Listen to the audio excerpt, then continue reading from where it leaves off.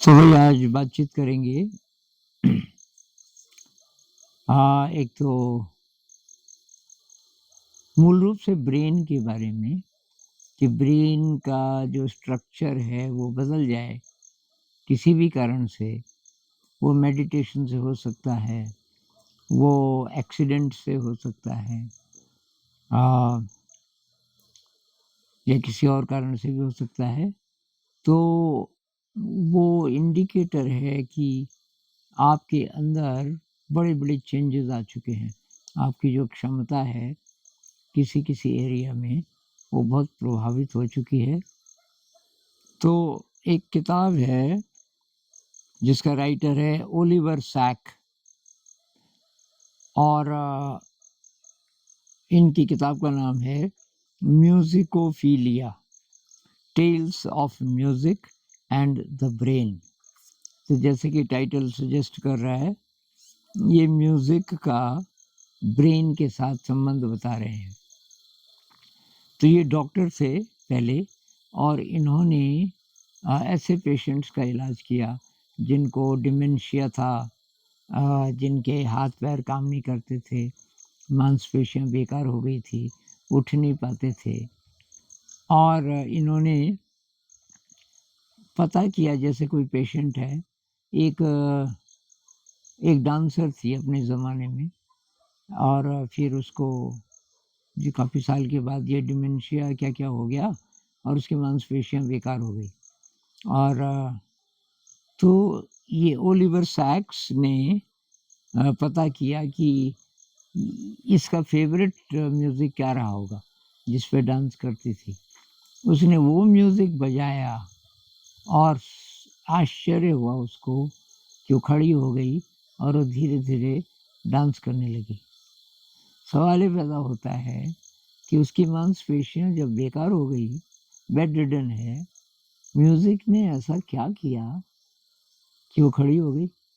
तो Oliver sac इस नतीजे पे पहुँचा कि म्यूज़िक बहुत कम समय में बहुत बड़े-बड़े चेंजेस ला सकता है आपके ब्रेन में।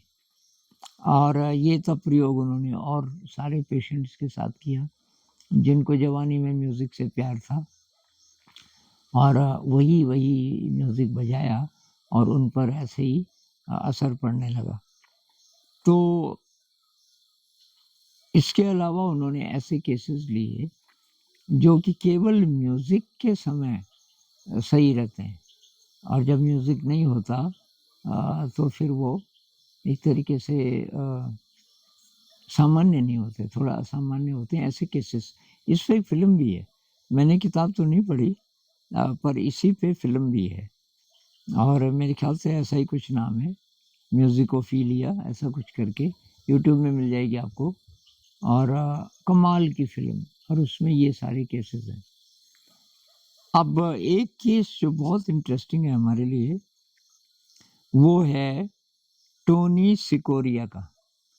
ये आदमी अभी ज़िंदा है क्योंकि 1952 में पैदा हुआ था, तो मतलब 73-74 साल का होगा और ये हड्डियों का डॉक्टर है, हड्डियों का डॉक्टर है और जब ये 42 साल का था, तो एक अजीब घटना हुई। उस ज़माने में वो सड़क पे होते थे टेलीफ़ोन का बूथ होता था जैसे, उसमें पैसे डालो और फ़ोन करो, ऐसा कुछ और आकाश में बादल थे। तो इस आदमी ने फ़ोन कर रहा था और अचानक ऊपर से बिजली गिरी। तो बिजली गिरी और ये यहाँ जो बिजली के तार जो थे इनसे भी टकराई, लेकिन फिर इसके ऊपर गिरी। इसके सिर पे बिजली का कोई बोल्ट छोटा-सा इसलिए कि मरा नहीं वो और वो फ्लैट सड़क पे और तब उसका इलाज चला। कुछ हफ्ते तक वो बेहोश रहा, हॉस्पिटलाइज़्ड रहा। लेकिन जब वो ठीक हुआ, तो उसकी पत्नी आई थी लेने के लिए, शादीशुदा था, बच्चे भी थे शायद। तो पत्नी ने बोला कि बहुत खुश हुई आप ठीक हो गए, चलो घर चलो। तो उसने कहा मुझे पियानो चाहिए। अब वो संगीत से तो बहुत दूर था। कोई उसको संगीत का शौक नहीं था। पत्नी ने कहा पियानो ले लेंगे, नहीं, नहीं, नहीं, पहले पियानो ही चाहिए। तो इत्तेफ़ाक बहुत सारे इत्तेफ़ाक हैं इस किताब में, जिसमें से एक ये है अविश्वसनीय घटनाएँ। इतने में उनके घर में एक काम करती थी एक औरत, नौकरानी समझ लो, लेकिन उनका स्टैंडर्ड बहुत अच्छा होता है। वो भी अपनी कार में आते हैं, सफाई-सफाई करके चले जाते हैं। तो वो आई, अ, उसको पता चला कि ये रिलीज़ होने वाले हैं। उसने कहा कि ये टोनी जी, एक रिक्वेस्ट है आपसे, मैं इंतज़ार कर रही थी आप कब ठीक होंगे।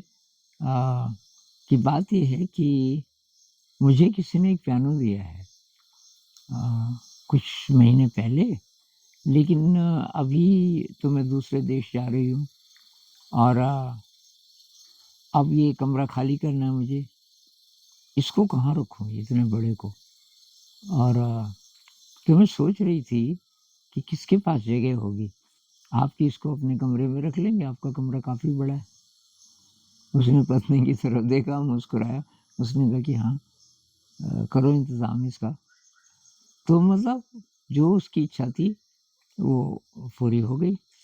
लेकिन अब क्या हुआ कि ये सुबह उठे और फटाफट नाश्ता करे और अपनी प्रैक्टिस पे जाए, डॉक्टर साहब, और शाम तक वहाँ रहे, अपने छोटा-सा शायद क्लिनिक था या हॉस्पिटल था। शाम को आते ही फिर पियानो पे बैठ जाए और उसका खाना वगैरह-वगैरह पत्नी वहीं लाती थी, कभी खाता था, कभी नहीं। पियानो बजाते टेबल पे जो अपने आप उसका सिर टिक जाता था और कई घंटे वो वहीं सोया रहता था। सुबह फिर उठ के ऐसे पत्नी के लिए कोई टाइम नहीं, बच्चों के लिए कोई टाइम नहीं। पत्नी ने सोचा ये पागल हो गया, इसका जो एक्सीडेंट हुआ, जबकि वो पियानो सीख रहा था और काफ़ी सीख गया था। उसने कहा पियानो ही पियानो है इसकी ज़िंदगी में तो उसको छोड़ के चली गई। बाद में उनका डिवोर्स हो गया और डिवोर्स हुआ तो तभी और आज़ाद हो गया। अभी वो पियानो के कंसर्ट्स देता है और बहुत अलग प्रकार का संगीत बजाता है। सवाल ये पैदा होता है कि बिना गुरु के, बिना बैकग्राउंड के ये आदमी कैसे सीख गया पियानो? तो ये जो राइटर है जिसने ऐसे केसेस ढूँढे, ओलिवर सैक्स, ये कहता है कि उसका ब्रेन रीवायर हुआ। लेकिन जब टोनी से इस बारे में बात की, उसने कहा कि नहीं, ये तो परमात्मा की कृपा है, ये ब्रेन रिवायर हुआ, ये तो तुम्हारी भाषा है। तो एक केस ये है और इतिहास में ऐसे केसेस हैं। एक बहुत सारे, एक कालिदास का केस है, आपको कहानी पता होगी कि वो धोखे से विद्युत्तमा से उसकी शादी करती। कालिदास तो मूर्ख था और जब विद्युत्तमा को पता चला कि ये मूर्ख है, तो कि सीढ़ियाँ थी बहुत सारी विद्युत्तमा के कमरे में जाने की, वहीं था कालिदास, अभी-अभी शादी हुई थी। तो उसने धक्का दिया गुस्से में कालिदास को और उन सारी सीढ़ियों से लुढ़कता लहूलुहान नीचे जाके बेहोश हो गया और वहाँ पे काली का मंदिर था। जब उसको होश आया, इसने सिर उठाया तो सामने काली का चेहरा दिखा और उसको लगा कि काली कह रही है कि जा किसी गुरु को ढूँढ और शिक्षित होकर के तब आ इसके पास, विद्युत्तमा के पास। और बस वो चला गया गुरु को ढूँढने और फिर कुछ ही समय बाद वो बहुत बड़ा उस ज़माने का, बल्कि किसी भी ज़माने का बहुत बड़ा ड्रामेटिस्ट बना। उनके संस्कृत में नाटक हैं और नाटक तो बहुत सारे होंगे। मैंने 2 पढ़े, अभिज्ञान शाकुंतलम, जिसमें शकुंतला की कहानी है, और मेघदूत। तो मेघदूत में वो बादल को मैसेंजर बना के एक भेजता है कि मेरी प्रिया को, प्रिय मतलब उनके बिलोवेड को संदेश देना है वगैरह-वगैरह। तो एक मूर्ख आदमी, मतलब जिसको कुछ नहीं आता था, वो इतना बड़ा विद्वान कैसे बना? कुछ हुआ उसके ब्रेन में कह लो या गॉड गिफ्ट कह लो, कुछ भी कह लो, कुछ हुआ उसको उस एक्सीडेंट से, जैसे कि टोनी सिकोरिया को उस बिजली से हुआ था। और ऐसा ही कुछ हम रामानुजन जी के बारे में बोल सकते हैं। रामानुजन को वो गॉडेस दिखती थी मंदिर में, और वो खून खून पे लिखती थी। जो सरफेस है जिस पे वो लिखती थी, उससे पहले खून होता था, और उस पे कोई उंगली लिखती थी, और उस पे जो लिखा होता था उसको सारा याद रह जाता था। तो आधा ड्रीम में दिखाई देता था उसको। तो अब ये श्रद्धा से भी हो सकता है। अटूट श्रद्धा आपकी हो किसी देवी देवता पे, देवी देवता चाहे होते हों या ना होते हों, ये अलग बात है, अलग डिबेट है। लेकिन नहीं भी होते हों, आपकी श्रद्धा से चमत्कार हो सकते हैं। तो श्रद्धा शायद ब्रेन को बहुत कम समय में रिवायर कर सकती है। वही बात दूसरे ड्रीम में है, वही बात मेडिटेशन में है। बात ये है कि ये सारी चीज़ें तो अब एक्सीडेंटल है ना, इनके भरोसे तो हम रह नहीं सकते। अब बिजली गिरेगी सिर पे और तबकल आएगी या कोई विद्युतमा धक्का देगी और फिर हम काली के मंदिर के सामने लहूलुहान तो काली बोलेगी। ये तो एक्सीडेंट्स हैं, इनके सहारे हम रह नहीं सकते। हम क्या करें? तो कुछ-कुछ लोगों ने कमेंट्स लिखे कि नहीं जी ये तो पहले से होता है, जन्म से ही जो जैसा है जिसमें जो क्षमताएँ हैं उनको बदला नहीं जा सकता। ये सारे केसेस कहते हैं कि बदल सकता है। अब बदला जा सकता है में अपना एफर्ट है। ये तो एक्सीडेंटली हुआ, लेकिन बदला जा सकता है, इसके भी बहुत सारे केसेस हैं, और कुछ मैंने एक दूसरे वीडियो में बताए थे। पर एक मुझे और याद आ रहा है, बहुत साल पहले साउथ इंडिया में एक दोस्त मुझे बता रहे थे, साउथ इंडिया में एक संस्कृत की इंटरनेशनल वर्कशॉप हुई, जिसमें पूरी दुनिया से बड़े-बड़े संस्कृत के विद्वान बुलाए गए। आपको आश्चर्य होगा कि दूसरे देशों में बड़े-बड़े विश्वविद्यालय हैं जिनमें संस्कृत की पढ़ाई होती है। तो मुझे कुछ अंग्रेज मिले जो हमारे यहाँ आए, जिनको बहुत बढ़िया संस्कृत आती है, तो केवल अपने ही देश में नहीं। तो लेकिन सबसे बड़ा विद्वान जिसको पूरी गोष्ठी में माना जा रहा था, वो साउथ इंडिया के एक थे, बहुत प्रकांड विद्वान। लेकिन बातचीत हो रही थी इंग्लिश में, क्योंकि कुछ ऐसे भी लोग थे जो संस्कृत तो सीख रहे थे, लेकिन इंग्लिश में ही बोल सकते थे और समझ सकते थे। तो सब लोग इंग्लिश में बोले। ये जो थे साउथ इंडिया के, ये ये नहीं बोल पाए, इंग्लिश नहीं आती थी इनको, तो ये तमिल थे शायद, तो अपनी भाषा में बोले, और एक ट्रांसलेटर था जो इंग्लिश में ट्रांसलेट कर रहा था। और तो बाद में लोग आए कि आप इंग्लिश में ही बोलते तो ज़्यादा अच्छा होता। उसने कहा यार अब मुझे लग रहा है कि इंग्लिश सीखनी पड़ेगी। खैर ये तय हुआ कि अगले साल फिर ये कॉन्फ्रेंस होगी, और सबसे आग्रह किया गया भाई सब लोग दोबारा उसमें आइए। अगले साल जब ये कॉन्फ्रेंस हुई और इसी साउथ इंडिया के विद्वान का नंबर आया, और सब ने सोचा यार आज ट्रांसलेटर नहीं दिख रहा इनका, तो ये जब बोले इतनी कमाल की इंग्लिश, धारा प्रवाह, लोग हक्के बक्के कि एक साल पहले तो इनको आती नहीं थी इतनी अच्छी इंग्लिश। तो पूछा भाई ये कैसे सीखे आप? तो उन्होंने कहा कि बस इस एक साल में यहाँ से जाते ही कि मैंने अपने दोस्तों को बोला जिनको इंग्लिश आती थी कि भाई अंग्रेजी की बढ़िया से बढ़िया किताबें मुझे दो आप। और कि मैंने वो किताबें रट दी, पूरी की पूरी समझ के रट दी कि ताकि तब वो सेंटेंसेस जब मैं वैसी बात बोलना चाहूँ तो वो मेरे दिमाग में रहेंगे।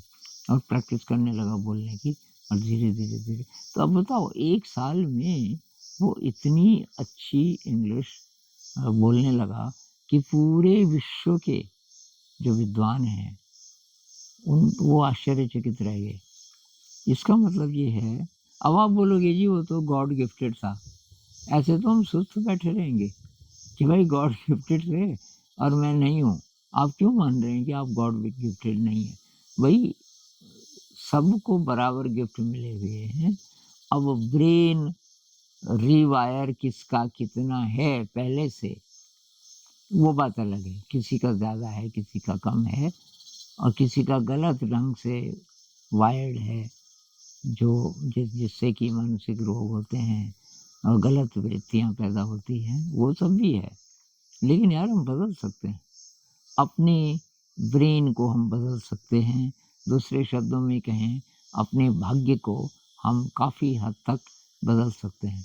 आप पुनर्जन्म को माने न माने, इस जन्म को तो मानते हो ना, अभी आप ज़िंदा हो और आप बहुत कुछ कर सकते हो। तो अपने आप को ये पूछें हम लोग कि यार मैं जितना कर सकता हूँ, वो कर रहा हूँ क्या? कुछ भी सीखने की कोशिश, पूरी कोशिश मैं कर रहा हूँ क्या?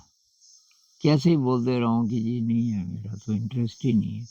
कुछ कमेंट्स में लोग कहते हैं मेरा तो किसी चीज़ में इंटरेस्ट नहीं है, मैं क्या करूँ? एक वीडियो मैंने बनाया था ना, अपना पैशन ढूँढिए, कि मेरा तो किसी भी चीज़ में पैशन नहीं है। अरे भाई नहीं है, तो हो सकता है ना, आप कोशिश तो करो। तो अगर आप किसी भी चीज़ में कोशिश करना शुरू कर दें पूरे मन से, अब आप बोलोगे पूरे मन से नहीं होता, कहीं से भी कोशिश करो बस। कोशिश करते, करते, करते कोई चीज़ आपको ऐसी लगेगी कि शायद ये मैं कर सकता हूँ। पहले हाथ-पैर मारने पड़ेंगे ना आपको। भई आपको नहीं पता किस रास्ते से आप आगे बढ़ेंगे, नहीं पता, कोई बात नहीं। तो चलो एक रास्ते पे, अच्छा नहीं, ये तो दूसरे पे चलो। कुछ भटकना पड़ेगा पहले और फिर आपको अपना रास्ता मिल जाएगा। तो ये आज मैं ये कहना चाह रहा था कि ऐसे बहुत सारे उदाहरण हैं इतिहास में कि जिनकी ज़िंदगी बदली, जो क्या से क्या हो गए और उसके पीछे जो एक्सीडेंट है वो तो हम एक तरफ रख दें, लेकिन अपनी मेहनत से बहुत सारे लोगों ने अपनी मेहनत से अपने ब्रेन को बदला, अपनी ज़िंदगी को बदला और खुशहाल ज़िंदगी जी। हम भी ऐसा कर सकते हैं। नमस्कार।